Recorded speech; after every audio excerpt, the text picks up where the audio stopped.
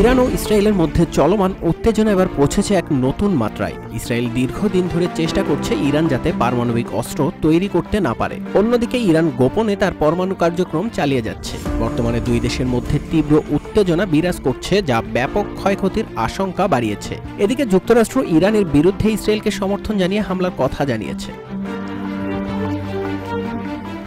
মঙ্গলবার মার্কিন president Donald Trump social মিডিয়ায় ইরানকে আনকন্ডিশনাল স্যারেন্ডারের ইঙ্গিত দেন। একই সঙ্গে ইসরায়েলের গোয়েন্দা সংস্থার একটি কমিউনিটি গ্রুপে বলা হয়, আজ রাতেই এমন ঘটনা ঘটবে যা সারা বিশ্ব ভুলবে না। এসব উত্তপ্ত বাক্য বিনিময় পারমাণবিক হামলার আশঙ্কাকে আরও বাড়িয়েছে। বিশ্লেষকরা মনে করছেন, আমেরিকা যদি ইরান ইসরায়েল যুদ্ধে সরাসরি অংশগ্রহণ করে তাহলে তৃতীয় বিশ্বযুদ্ধ শুরু হওয়ার সম্ভাবনা রয়েছে। আর এই ঘটনায় পারমাণবিক বোমার ব্যবহারের প্রবল আশঙ্কা রয়েছে।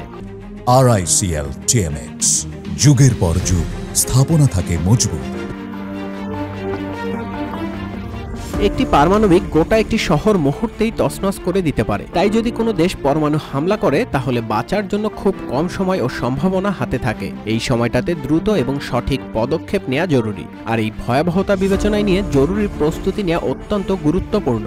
বিস্ফোরণের পূর্বে রেডিও টেলিভিশন থেকে সরকারি নির্দেশাবলী মনোযোগ দিয়ে শুনতে হবে। এক্ষেত্রে শুকনো খাবার, পানি ও প্রাথমিক চিকিৎসা সরঞ্জাম নিয়ে একটি জরুরি কিট প্রস্তুত রাখা জরুরি। হামলার ঝুঁকি থাকলে বেসমেন্ট বা মাটির নিচে আশ্রয় নেওয়া নিরাপদ। ঘর বা কংক্রিটের বেসমেন্ট সবচেয়ে নিরাপদ। বাহিরে থাকলে মাটিতে শুয়ে মুখ ও নাক ঢেকে ধুলোবালি থেকে বাঁচুন।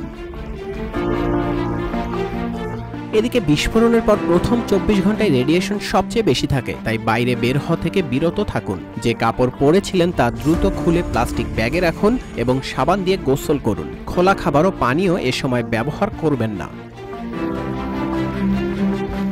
নিউজ ডেস্ক, রূপালী বাংলাদেশ।